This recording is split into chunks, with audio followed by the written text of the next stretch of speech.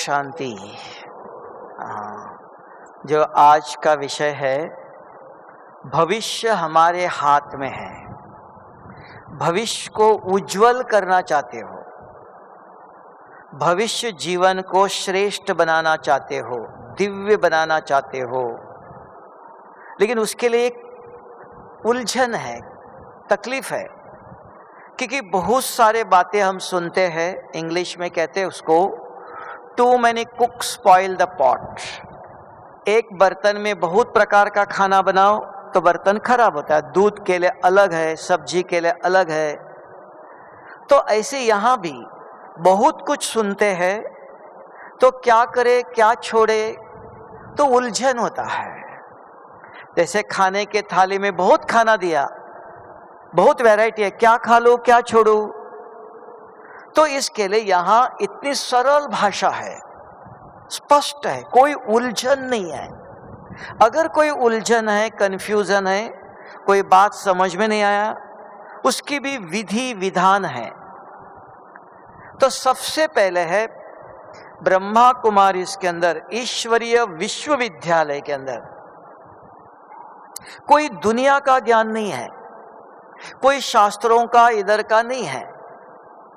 संगम पर कल्प में एक ही दफा स्वयं निराकार परमपिता परमात्मा जो सत्य है, चैतन्य है, सत्यम शिवम सुंदरम कहा।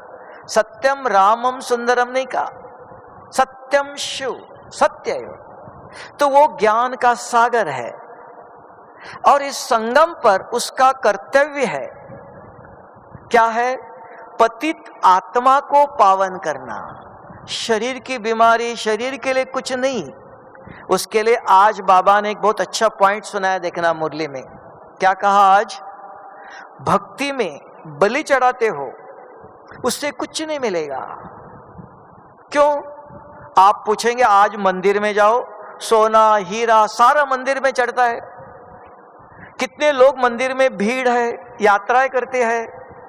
हाँ, मिलता जरूर है।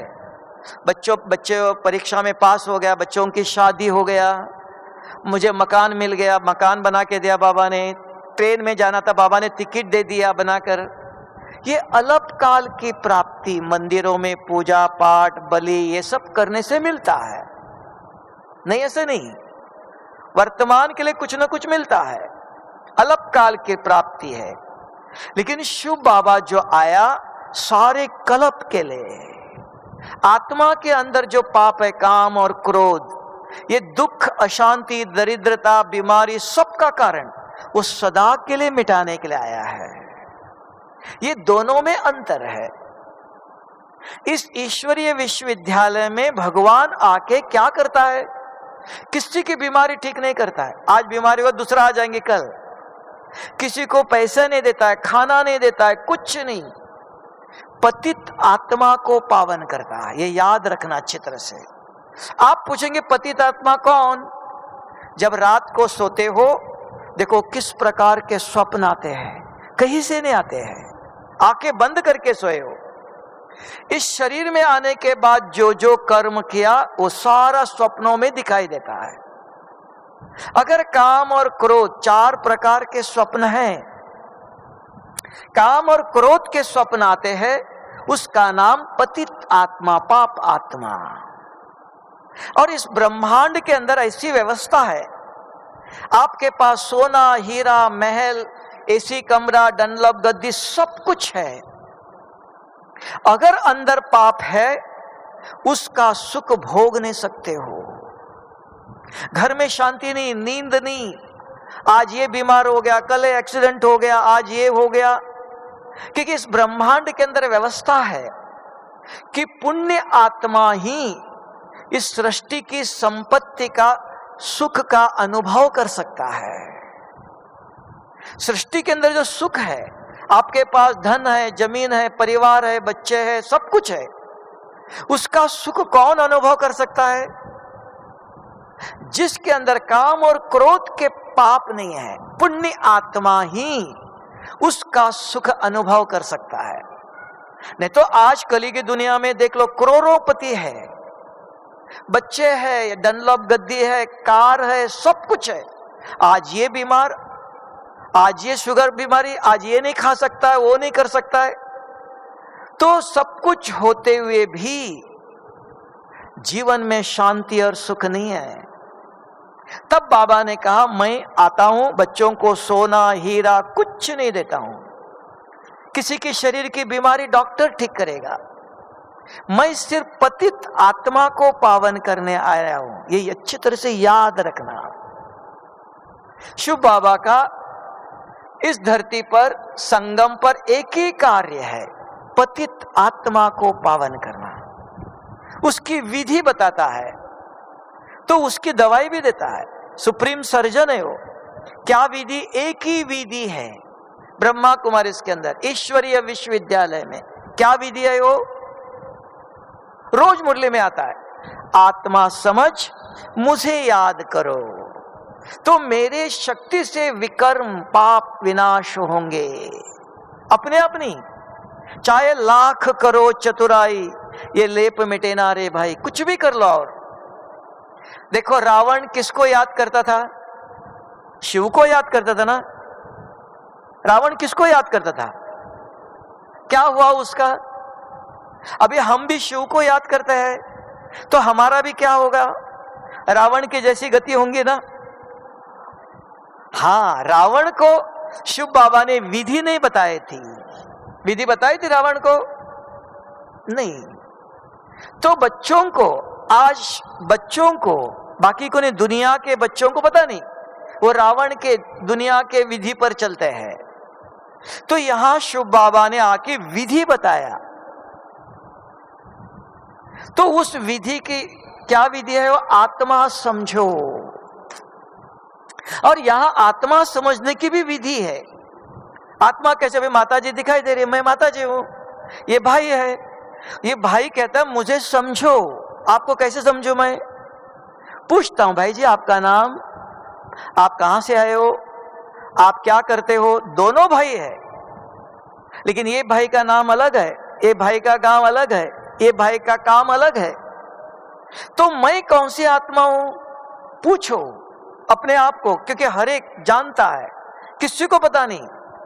आपका दिल जानता है। दिल माना बुद्धि। बुद्धि को याद है मैंने इस जीवन में क्या क्या पाप किया है। तो पूछ लो, मैं कौन सी आत्मा हूं? देवात्मा हूं? वो बताएगा, वो सत्य बोलेगा। नहीं, मैंने बहुत पाप किया है। मैं कौन सी आत्मा? मैं महात्मा हूं, पुण्य आत्मा हूं, पाप आत्मा हूं? कौन सी आत्मा हूं? पूछ लो। तब कहा, सच्चे दिल पर साहेब राजी है। शिव बाबा को राजी करना चाहते हो, मिलना चाहते हो, सच्चे दिल से पूछो। दिल माना बुद्धि, दिमाग माना मन। मन बहुत चलाते हो, दिमाग, बुद्धि, दिल, वो सत्य बोलता है, उसके अंदर सब कुछ भरा हुआ है। उससे पूछ लो मैं कौन? वो बताता है तुरंत कि मैं सर्वशक्तिवान शिव बाबा का बच्चा हूं। बाबा का बच्चा नहीं मैं। बाबा के बच्चे हो तो रामदेव बाबा का होंगे। बहुत बाबा ये है, कभी बाबा अकेला नहीं। कौन सा बाबा? फकीर के भी बच्चे हैं, राजा के भी बच्चे हैं ना। हम किसके बच्चे हैं? सर्वशक्तिवान, साधारण नहीं, सर्वशक्तिवान शिव बाबा के बच्चे। जवाब आता है।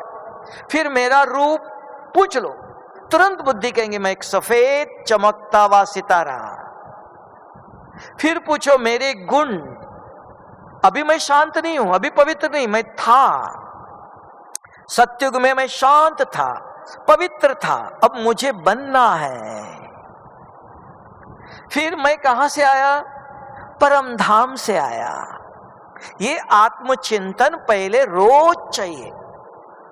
जैसे आपके पास मोबाइल है, मोबाइल में नंबर डालो, एक ही मिनट के अंदर आवाज यहां से वहां जाता है। तो यहां बैठकर अगर आत्मा के अंदर ये नंबर डालते हो तो आपका आवाज परम धाम में पहुंचता है। अगर आत्मा के अंदर ये नंबर नहीं डाला, आत्म अभिमानी नहीं बने, तो आपका आवाज परम धाम में कैसे जाएगा? जाएगा? ये याद, ये विधि है। अगर भविष्य को श्रेष्ठ बनाना चाहते हो, कुछ कमाई करना चाहते हो, श्वास, संकल्प, वाणी, श्रेष्ठ कर्म, ये सारे खजाने हैं। श्वास का खजाना, संकल्प का खजाना, ज्ञान का खजाना, गुणों का खजाना, शक्तियों का खजाना कहां से मिलेगा? सारे कल्प के लिए हमको हेल्थ, वेल्थ, हैप्पीनेस चाहिए। कौन देगा?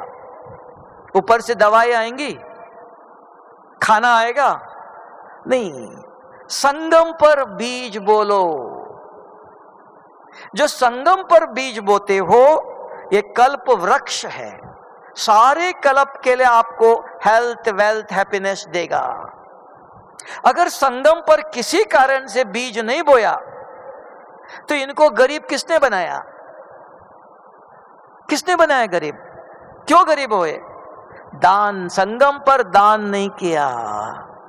संगम पर अगर ज्ञान का दान करते हो, एक व्यक्ति को आज की मुरली के पॉइंट सुनाते हो, एक का पदम गुना, ये निराकार है, अविनाशी है, वो एक का एक गुना नहीं देता है, एक का पदम गुना देता है, अविनाशी फल देता है।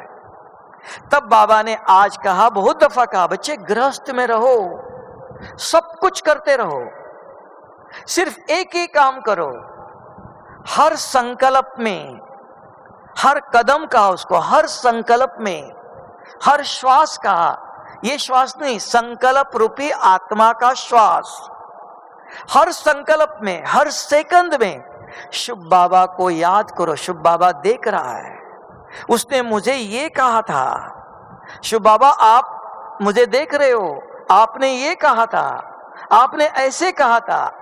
उसको याद करते करते कर्म करते हो, पद्मों की कमाई जमा कर सकते हो। कुछ नहीं करना है, इसलिए नाम इसका सहज राज्य।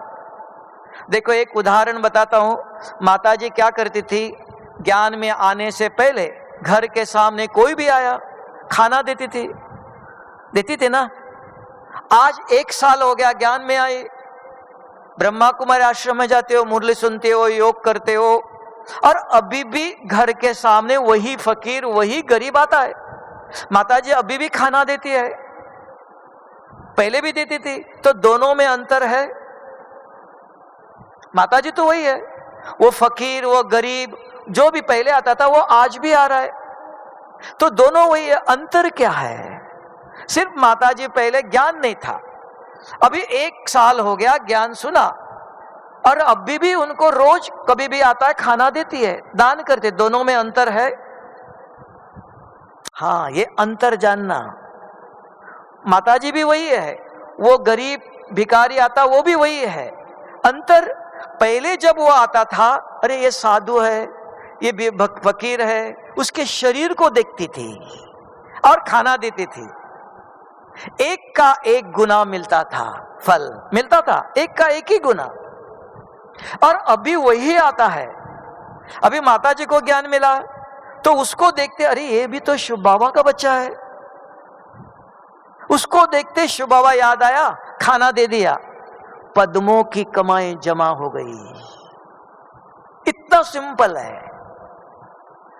कर्म वही है, व्यक्ति भी वही है, सिर्फ स्मृति। ये कौन?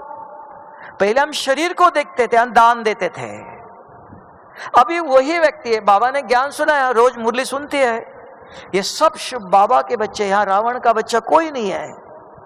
तो उसको देखते, अरे ये भी तो शिव बाबा का बच्चा है। उसको देखते ही विचार आया, शिव बाबा याद आया, हाथों से खाना दे दिया, पद्मों की कमाई जमा हो गई। इतना सहज है। आप पूछे, भगवान आके आज देखेंगे, आप जानकी दादी थी, क्या थी? बीमार थी पुणे में, कुछ पढ़ी लिखी भी कुछ भी नहीं। आज बाबा ने तो उनको लाके सारे विश्व का मालिक बनाया। विदेश में इंग्लिश भाषा नहीं है तो कैसे बनी? भगवान माताओं के पर ज्ञान का कलश रखता है। तब बाबा ने कल कहा था, कि जो पढ़े लिखे उनको नहीं पढ़ाता हूं, जो अनपढ़ है, पढ़े लिखे नहीं है, उनको पढ़ाता हूं, उनके ऊपर ज्ञान का कलश रखता हूं। ये भगवान की कमाल है, ये लोगों को समझ में नहीं आता है। यहां कोई मनुष्य नहीं, शास्त्रों का कहीं का ज्ञान नहीं है। किसी को भी आप पूछ लो आत्मा शरीर में कहां है, आत्मा क्या है, श्वास आया श्वास चला गया। तो भगवान आके ऐसे अविनाशी ज्ञान देता है जो दुनिया में किसी ने कभी भी नहीं सुनाया है, कोई शास्त्रों में कहीं भी नहीं है। सिर्फ एक जगह पर और एक आता है। अभी भी देख लो, माताएं मंदिर में जाती है तो क्या मांगते हो भगवान से? भगवान इस बच्चे को सद्बुद्धि दे दो, मन दे दो नहीं। माना बच्चों के पास बुद्धि नहीं है, भगवान देगा। कहां देगा वो? इस ईश्वरीय विश्वविद्यालय में स्वयं निराकार दिव्य बुद्धिदाता, मन नहीं, मन है, बुद्धि भी है, लेकिन उसका ज्ञान नहीं था। कहीं भी शास्त्रों में जाओ, कहीं कॉलेज में जाओ, स्कूल में जाओ, बुद्धि का ज्ञान नहीं, मन लगाओ, मन मना भाव। सिर्फ इस ईश्वरीय विश्वविद्यालय में कहा दिल से याद करो, बुद्धि मेरे साथ लगाओ, बुद्धि योग का। नहीं तो दुनिया में कहीं भी बुद्धि का ज्ञान नहीं है। एक ही गीता में आता है, एक जगह पर अर्जुन को 18 अध्याय ज्ञान सुनाया, माना नहीं। और वहां भीष्म पितामह ऐसी तीर छोड़ता है, सारे पांडवों के सेना को ध्वस्त कर देता है। तो क्या करे? तब श्री कृष्ण ने अर्जुन को कहा, उनके साथ था, अहे अर्जुन, आप मुझे देख नहीं सकते हो, मेरे पर आपको विश्वास नहीं है, मेरे साथ बैठे हो, लेकिन मेरे के अनुसार आप बाण नहीं छोड़ते हो, तो आप मुझे देख नहीं सकते हो। मैं आपको दिव्य दृष्टि देता हूं, दिव्य नेत्र देता हूं, दिव्य बुद्धि देता हूं। वहां गीता में एक जगह आया, नहीं तो बुद्धि का कहीं भी ज्ञान नहीं। अभी आप सोचो, अर्जुन के सामने कौन खड़ा था? कौन था?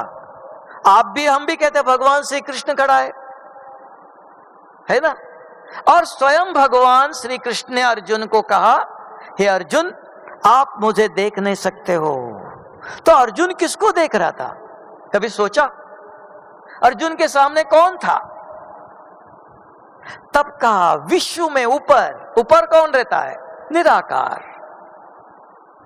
विश्व रूप दिखा ऊपर का, यहां नहीं, यहां कौन था वो?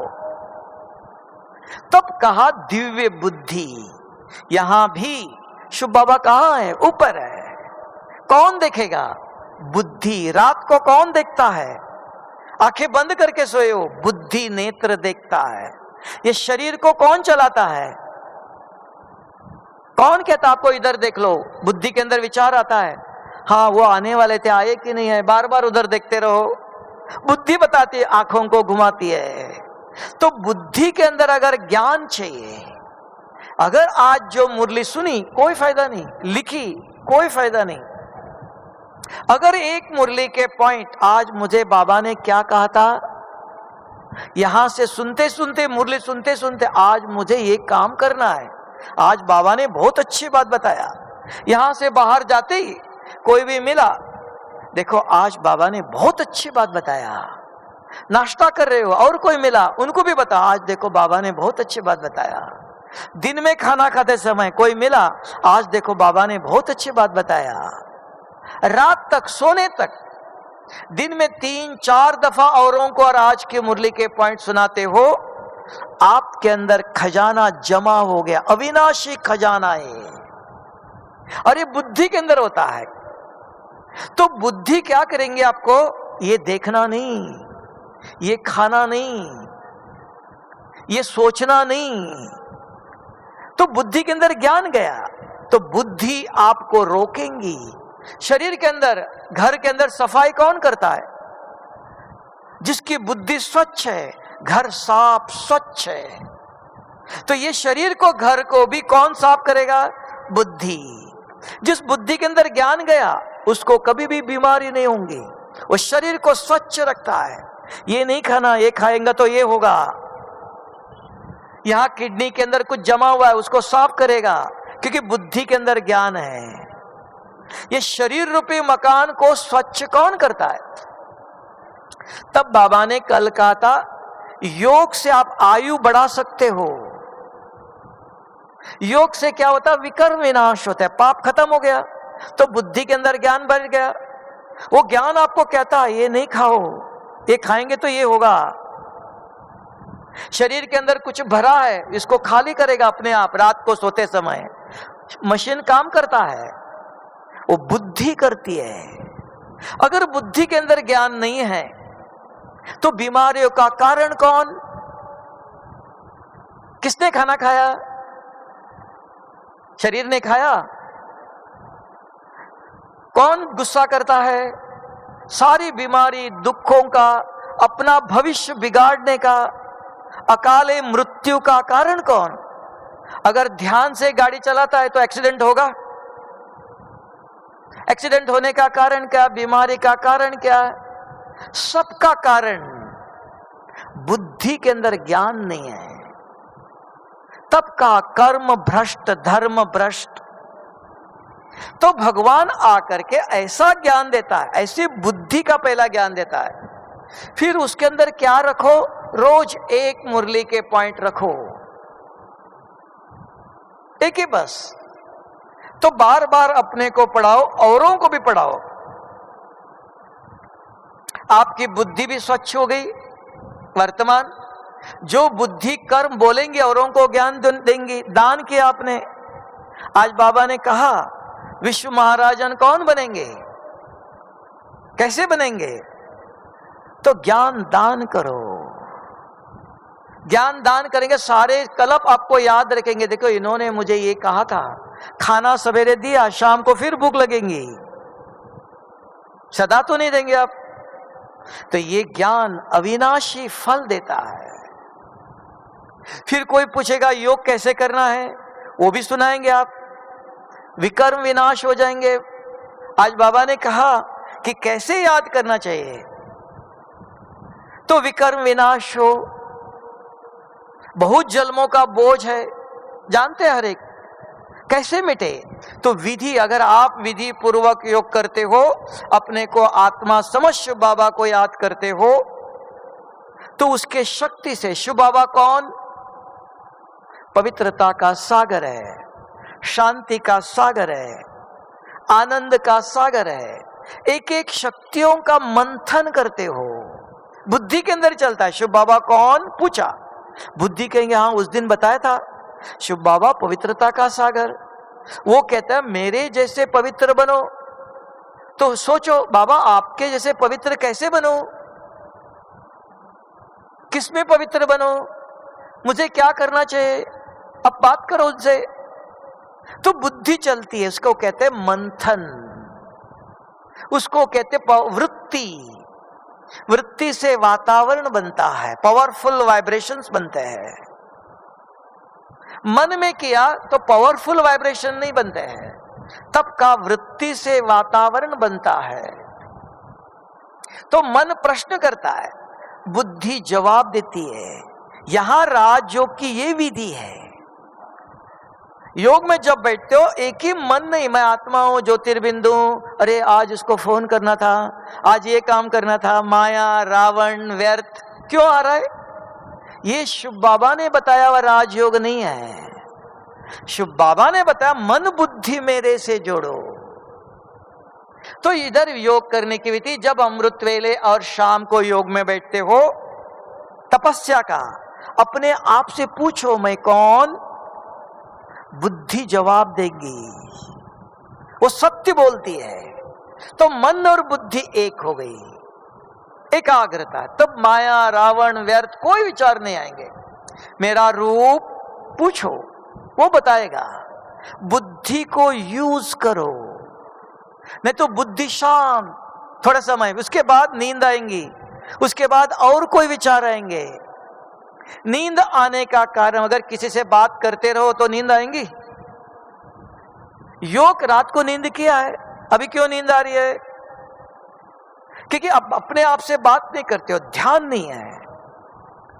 तो इसलिए अमृत वेले शाम को जब बैठते हो अपने आप से बात करो कि मैं कौन, पूछो तो बुद्धि जवाब देती है। शिव बाबा कौन? पवित्रता का सागर है। तो ये विधि अगर इस प्रकार अगर आप योग करते हो, तपस्या करते हो, बहुत जन्मों के पाप को भस्म कर सकते। योग अग्नि है ये। जैसे आप देखो इधर बैठे हो, सूर्य बाहर आया है, आपको पसीना नहीं आता इधर।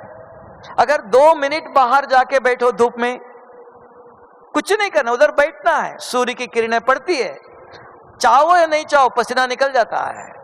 ये सूर्य इस शरीर की गंदगी को निकालता है।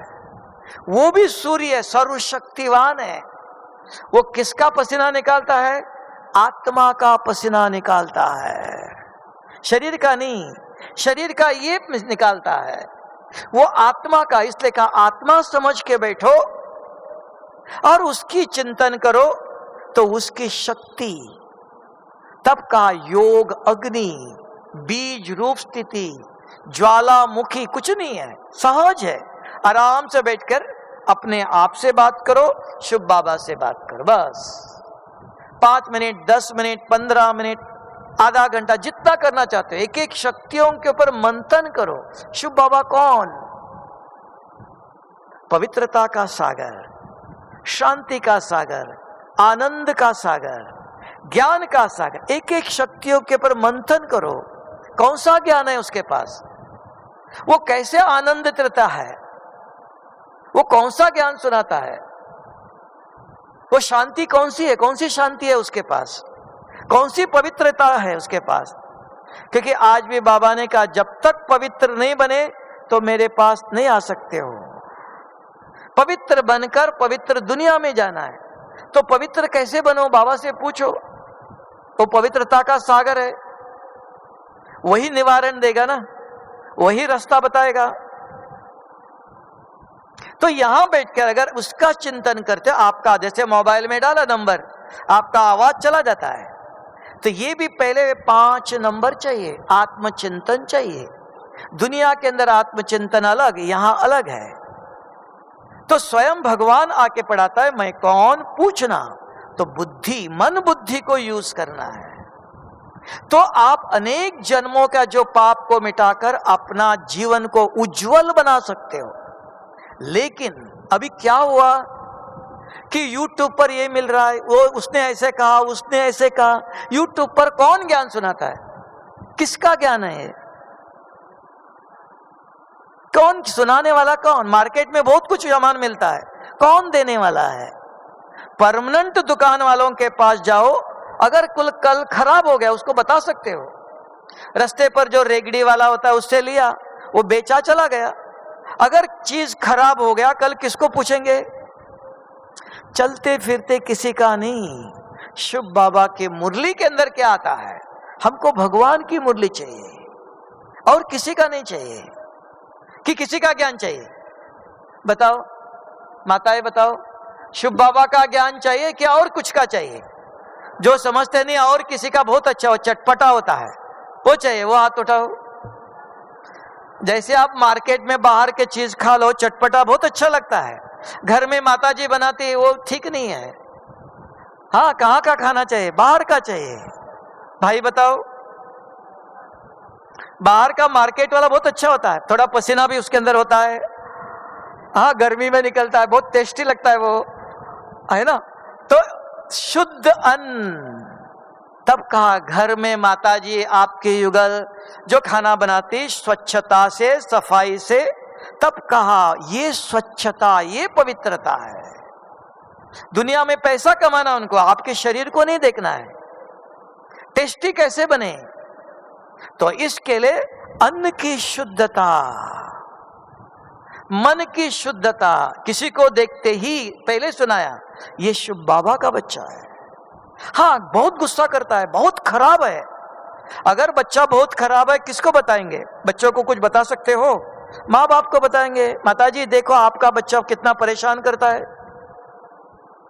है ना। माँ बाप को बताएंगे ना। हमारा कोई धनी दोरी है कि नहीं है? अगर कोई दुख देता है, गुस्सा करता है, परेशान करता है, नहीं ऐसा नहीं। तो शुभ बाबा है, हमारा धनी है, उनका माँ बाप है, तो उनको बताओ शुभ बाबा आप कहते हो ये आपका बच्चा है, आप दुनिया को शांति देने आए हो, आपके बच्चों को तो पहले शांत करो, इसको तो पहले समझाओ, उसको बताओ। तब बाबा ने कहा मुझे बताते हो तो मैं देख लूंगा, मेरी जिम्मेवारी है। अगर मुझे पूछ के कुछ भी करते हो तो मैं जिम्मेवार हूं। अगर कुछ गलत भी हो गया तो मैं सुलझाऊंगा, ठीक कर दूंगा उसको। कहा तो हर कर्म में समस्या, विघ्न सब कुछ है। अगर जीवन को दिव्य करना चाहते हो, नहीं अगर एक शब्द भी बोला आपने, आज बाबा ने कहा शांति के लिए क्या करना चाहिए, शांति की शक्ति चाहे तो क्या करना चाहिए, वो आग बुझाने के लिए क्या चाहिए, शांति की शक्ति कहां से लेके आएंगे, योग की शक्ति है। उस अग्नि को, क्रोध रूपी अग्नि को भी आप शांत कर सकते हो।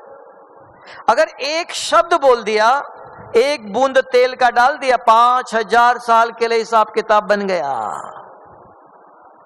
भविष्य को बिगाड़ भी सकते हो, भविष्य को बना भी सकते हो, भविष्य को उज्जवल भी कर सकते हो।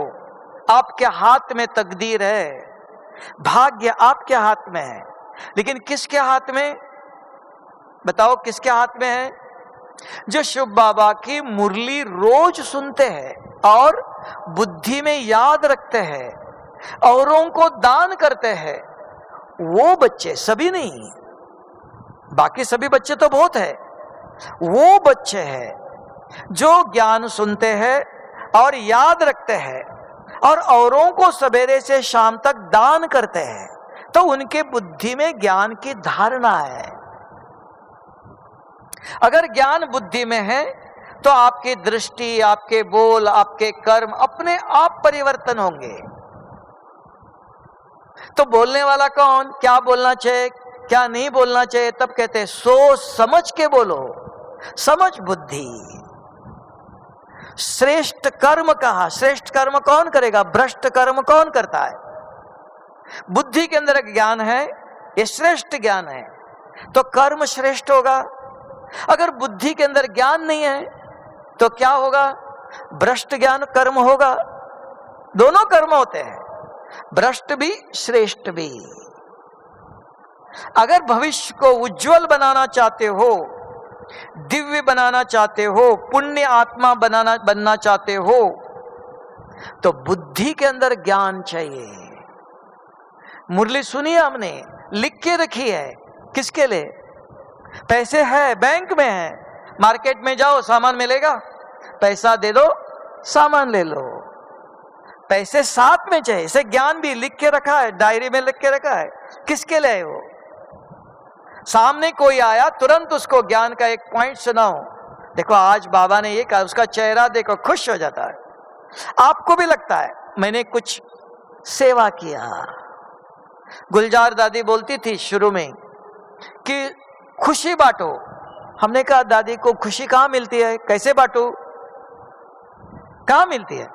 तो कहा अरे एक मुरली के पॉइंट सुनाओ और उसका चेहरा देख लो, खुश हो जाता हो, और आपको भी लगता है मैंने कुछ सेवा किया है, ये खुशी है। खाना देंगे आप, 1 घंटे के बाद शाम को फिर भूख लगेंगी, वो अल्पकाल की खुशी है, ये अविनाशी खुशी है। 10 साल के बाद भी याद आएगा उन्होंने मुझे ये कहा था।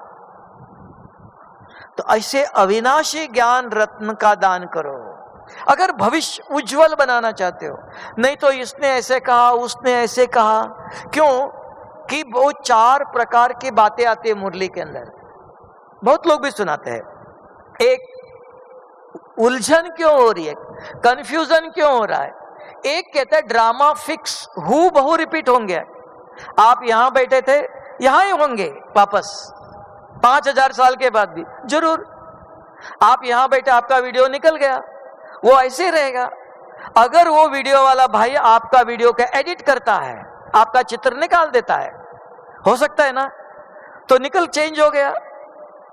तो यहां भी संगम पर मुरली सुनते, योग करते, सब कुछ करते, अगर क्रोध भी किया आपने 5000 साल के बाद हूं बहु रिपीट, परिवर्तन कुछ नहीं किया। तो ये उनके लिए ज्ञान सुनकर योग करते हैं, सब कुछ करते हैं अपने अनुसार, विकर्म विनाश नहीं होते हैं, उनके लिए कहा हु बहु रिपीट। और एक है, बाबा ने कहा आत्मा समझ, मुझे अगर याद करते हो, योग अग्नि में भस्म करो, वो दोबारा नहीं होगा। वो कौन करेगा? जैसे रावण को मारा, फिर से आता था, फिर कहा नहीं उसको जलाओ, तो कैसे जलाएंगे आप? अगर सवेरे किसी कारण से गुस्सा किया, कोई अर्जन हो गया, सॉरी किया, बाबा को लिख के भी दिया, बाबा मैंने भूल किया, चला नहीं गया, वो है अंदर ही है। शाम को जब योग में बैठते हो, आत्मा समझ शिव बाबा को याद करो, परम धाम में बाबा आप पवित्रता के सागर हो। आपने कहा मैं पतित को पावन बनने आ रहा हूं, बाबा आपने कहा मैं सब बच्चों को पावन बना के ले जा रहा हूं, बाबा आज एक काला दाग लगा, आप बहुत बड़ा धोबी हो, ये दाग मिटाओ, ये दोबारा नहीं करेंगे। आज बाबा ने कहा पश्चाताप करने के तरीका ये, तो योग अग्नि से मिटाओ उसको। सवेरे भूल होती है, रात शाम को हुई, सवेरे योग में बैठते हो तब मिटाओ, आज ही मिटाओ। योग अग्नि से मिटाना, नहीं तो अंदर है, सॉरी कहा हो गया, अंदर ही है, मिटाया नहीं। गुस्सा करते हैं, कुछ गलत हो गया, सॉरी कहा, ठीक है, फुल स्टॉप लगा दिया, बिंदी लगा दिया, लेकिन वो मिटा, अंदर है। उसको योग अग्नि में भस्म करो सदा के लिए। तब का आत्मा समझ शिव बाबा को याद करते हो, परम धाम में वो अग्नि है, उस अग्नि में ये संस्कार डाल दो, भस्म हो जाएगा सदा के लिए। वो तब परिवर्तन होगा। सिर्फ ज्ञान सुनने से, मुरली सुनने से, सेवा करने से तब ये उलझन होती है, हमारा पाप गया ही नहीं, क्रोध गया ही नहीं। 10 साल हो गया ज्ञान में चल रहे हो, रोज मुरली सुनते हैं, सुनने से क्रोध नहीं जाएगा। अगर क्रोध को मिटाना चाहते हो, उसकी भी विधि है जो सुनाया। एक मुरली के पॉइंट याद रखो, 10-15 दिन करो, देखना क्रोध अपने आप छोड़ के जाएगा। एक मुरली के पॉइंट सवेरे, दिन में, रात को 3 दफा अपने आप को पढ़ाओ, 3-4 लोगों को पढ़ के बताओ भले, लेकिन सवेरे से रात तक औरों को आज की मुरली के पॉइंट सुनाओ। 10-15 दिन करो, देखना क्रोध अपने आप आपको छोड़ के जाएगा। ये दवा है, ये मुरली संजीवनी बूटी है। हम बेहोश में क्रोध करते हैं, होश नहीं रहता है, जानबूझ के नहीं करते हैं, आता है तो बेहोशी से आता है।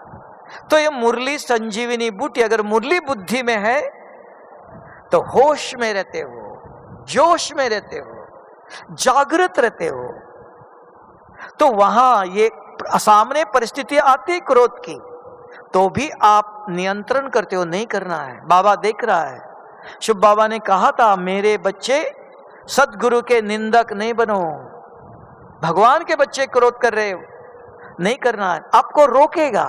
कौन रोकेगा? बुद्धि के अंदर ज्ञान है। तो मुरली सुनने से, पढ़ने से नहीं, बुद्धि के अंदर एक शब्द हो, कोई भी रोज एक शब्द बुद्धि के अंदर भरो। अगर है, बाहर जाते ही औरों को बताते हो आज बाबा ने ये कहा था। खाना खाने बैठे हो, कोई मिला तो उनको भी सुनाते हो आज बाबा ने ये कहा। तो सवेरे से रात तक बार बार अगर सुनाते हो, दिल में दिलाराम है। दिल में कौन है? हनुमान को सीता ने हार दिया रत्नों का, उसने देखा खोल करके, तोड़ दिया एक एक मोती को, कहते राम नहीं है, फेंक दिया। अरे ये क्या कर रहे हो, ये तो मेरे लिए पत्थर है, जिसके अंदर राम नहीं है। अगर हमारी बुद्धि में अगर शिव बाबा के मुरली के पॉइंट नहीं है तो ये बुद्धि कैसी होंगी बताओ?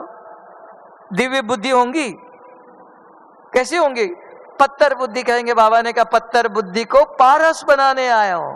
कभी उसके अंदर रोज एक एक मुरली के पॉइंट रखो। ये दिलाराम, राम तो उधर है, दिलाराम ने जो श्रीमत दिया उसको रखो, तब कहेंगे हमारे दिल में बुद्धि में दिलाराम है। बाबा ने आज ये कहा था, इसको कहते दिल में दिलाराम को रखो। रख सकते हो? राजस्थान वाले बताओ, राजाए बताओ। तब राजाए दान करते कहा, रानी भी दान करते हो, राजाए तो करते, रानी भी दान करेंगे। हाँ, रानी का हुक्म चलता है और राजा का राज चलता है। राजा वो है, सवेरे से नाम राजा नहीं बनते, सवेरे से रात तक रोज एक मुरली के पॉइंट अगर आप किसी को सुनाते हो, राजा क्या देता है? हीरा मोती दान करता है, पत्थर नहीं और कुछ नहीं, हीरा मोती दान करते हैं। तो आप अगर राजा बनना चाहते हो, नाम राजस्थान में हो, लेकिन राजा बनना पड़ेगा ना, दान करना पड़ेगा। तो रोज सवेरे से रात तक अपने आप से पूछो, ये एक मंत्र सीख के जाओ। सवेरे मुरली के पॉइंट सुनना है, याद रखना है, और सवेरे से रात तक 5-10 लोगों को सुनाना है। तब जीवन में परिवर्तन दिखाई देगा, भविष्य उज्जवल हो जाएगा। सिर्फ मुरली सुनी, लिखी, डायरी कमरे में रख दिया, वो कल सवेरे खुलेंगी, तो जीवन उज्जवल नहीं बनेगा। सुनने से, पढ़ने से नहीं। दान करना सीखो, आपस में मिलो, बात करो जरूर, लेकिन इधर उधर की बातें नहीं करो। कभी कोई मिला, भाई जी ओम शांति, देखो आज बाबा ने बहुत अच्छी बात बताया था। कौन बोलेगा? वो भाई में से कोई बोलता है? अभी लास्ट शिविर का इतने दिन किसी ने किसी को मुरली के पॉइंट सुनाया? ओम प्रकाश भाई ने तो किसी को सुनाया नहीं है। अजमेर का राजा का, लेकिन अजमेर का राजा ने दान ही नहीं किया। किया? किसी को नहीं किया। मुरली का पॉइंट सुनाया? किसको सुनाया? सुनाया था? आज सुनाया था? सुनाते हो रोज? हाँ, तो वो कहेंगे ज्ञान का दान करो, एक ही मंत्र लेके जाओ, ज्यादा नहीं, रोज। और एक ही पॉइंट नहीं, बाबा को याद करो, नया नया पॉइंट, रोज नई नई पॉइंट। जैसे आज देखो नया पॉइंट बाबा ने कहा, भक्ति में बलि चढ़ते हैं। क्यों? उससे बाबा ने कहा देवताओं के ऊपर बलि चढ़ने से कुछ नहीं होता है, कोई कुछ नहीं मिलता है। आप कहेंगे भाई जी कैसे नहीं? देखो, एक भाई है कलकत्ता में, माताजी उनकी वाइफ रेगुलर मुरली सुनती है, और वो भी सुनता था रेगुलर, लेकिन एक दिन उसको रात को खून की उल्टी हुई, और डॉक्टर ने कहा ये रुक नहीं सकते, चला गया, खून खत्म हो गया। और उनके घर के बाजू में कलकत्ता में काली का मंदिर था, तो उसने कहा हे महाकाली आप मुझे बचाओ, तो मैं आपका बन जाऊंगा, आपकी रोज पूजा करूंगा। खड़ा हो गया, और आज तक भी उनकी युगल हर साल मधुबन आती, वो मंदिर में रोज जाएगा, पूजा। महाकाली ने मुझे बचाया है, मुझे जी दान दिया है, तो देता है ना भक्ति में, कि नहीं देता है? आज भक्ति में मंदिर में सब लोग क्यों जा रहे हैं? इतना सोना हीरा कैसे दे रहे? ये कहानी नहीं, अभी भी जीवित है।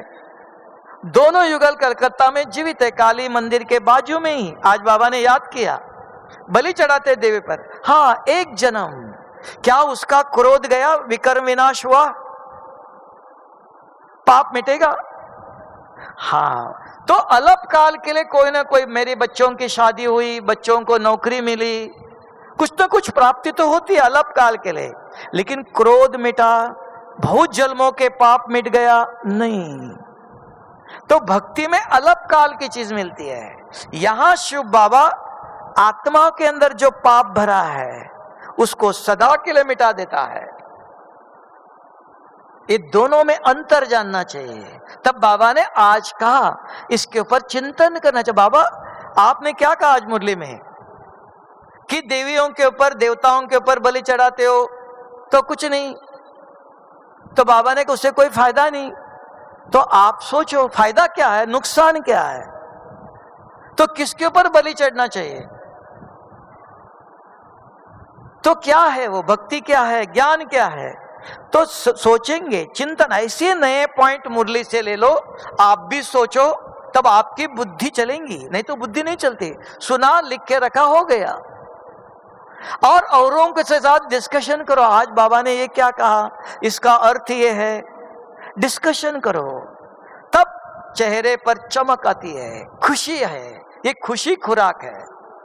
तो औरों को क्या सुनाएंगे आप? बाबा को याद करो, आत्मा समझो, इतना ही नहीं, रोज मुरली में कोई ना कोई नया पॉइंट्स आता है, तो उसको ढूंढ करके चिंतन मंथन करो, औरों से डिस्कशन करो, दोनों की भी राय ले लो, ये क्या है, इसका अर्थ क्या है, तब आपकी बुद्धि चल। इसको कहते हैं ज्ञान के धारण करने के तरीका। तब का पढ़ेंगे लिखेंगे बनेंगे नवाब। सिर्फ मुरली सुनी, नोट किया और वही पढ़ के सुना दिया, ये पोपट का काम है। पढ़ा और पढ़ाया, तो पढ़ने के इसलिए मम्मा की मुरली और बाबा की मुरली में अंतर है। देखना, बाबा फटाफट सुनाता है, समझ भी नहीं आता है। मम्मा क्या करती, एक एक मुरली पॉइंट को एक्सप्लेन करती थी, तब कहते मम्मा की मुरली समझ में आता है। पिताजी घर में कमा करके सब कुछ ला के रखता है, माताजी ऐसे नहीं खिलाती है। माताजी पका करके, नरम करके और कुछ मसाला डाल के अच्छा बना के खिलाती है, तो माँ खिलाती है। तब आज बाबा ने कहा छोटी माँ की महिमा है।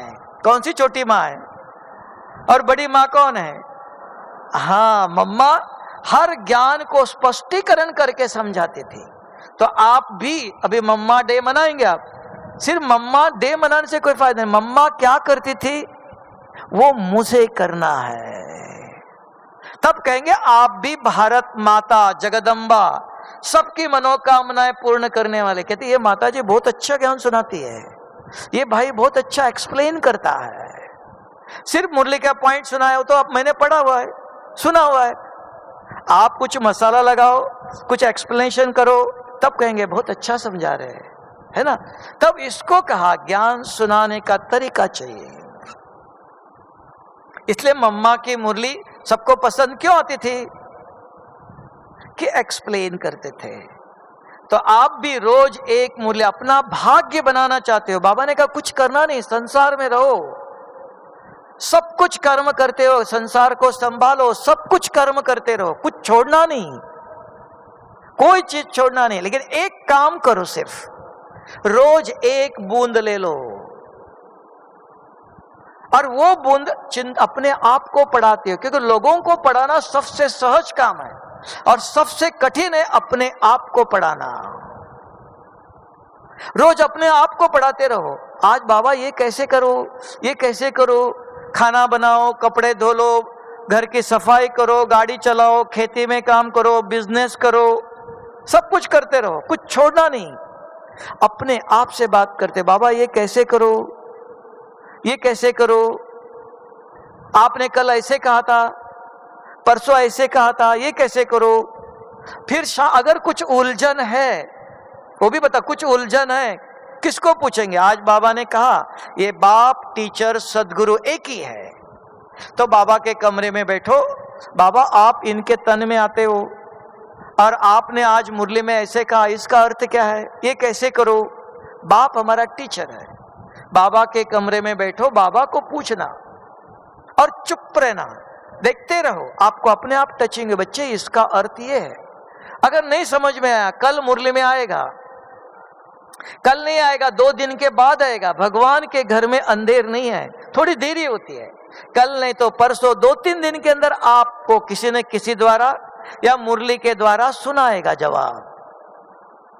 लेकिन बाबा से पूछो, इधर उधर नहीं पूछो। बाप हमारा टीचर है और वो निराकार ब्रह्मा के तन में बाबा के कमरे इसलिए बनाया है, तो बाबा के कमरे में जाके बाबा से पूछना। हो सकता है ऐसा, तो उलझन नहीं होंगे। कोई भी मुरली के पॉइंट हो, कोई भी बात, बाबा ने कहा कोई भी बात हो मेरे से वेरीफाई करो,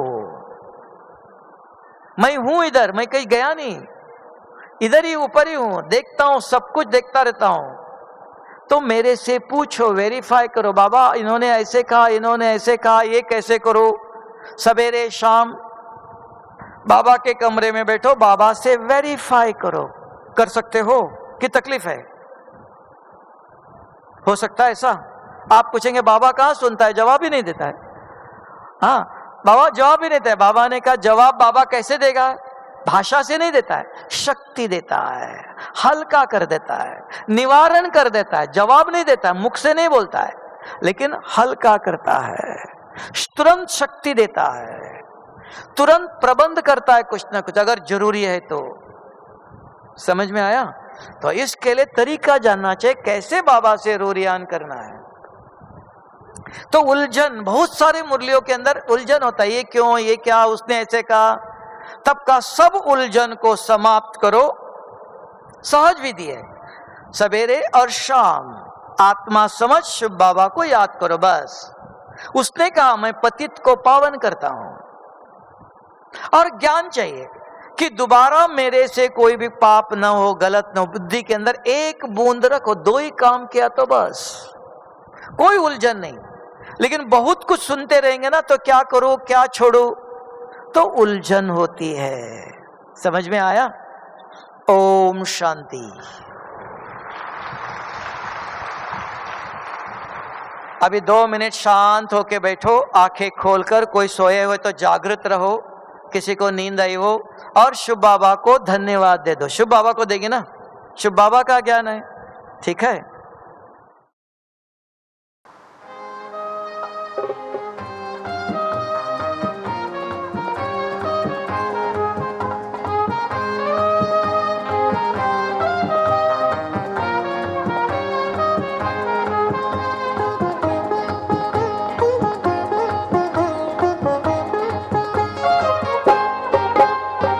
आने वाले कल की तकदीर हम बनेंगे। आने वाले कल की तकदीर हम बनेंगे। सोने का भारत होगा, सोने का भारत होगा, तदबीर वो करेंगे।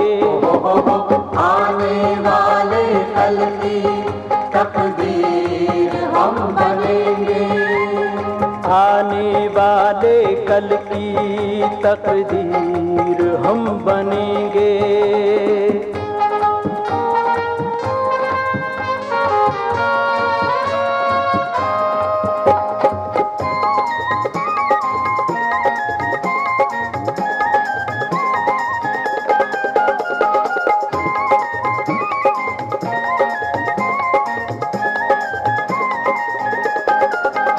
दुख दर्द भरे सीनों के हर दुख आज हम मिटा देंगे। दुख दर्द भरे सीनों के हर दुख आज हम मिटा देंगे। तूफान के दुखों में फंसे हुए हर मानव को छुड़ा देंगे। तूफान के दुखों में फंसे हुए हर मानव को छुड़ा देंगे। बंधन रावण के तोड़े, बंधन रावण के तोड़े, वो तीर हम बनेंगे। वो तीर हम बनेंगे।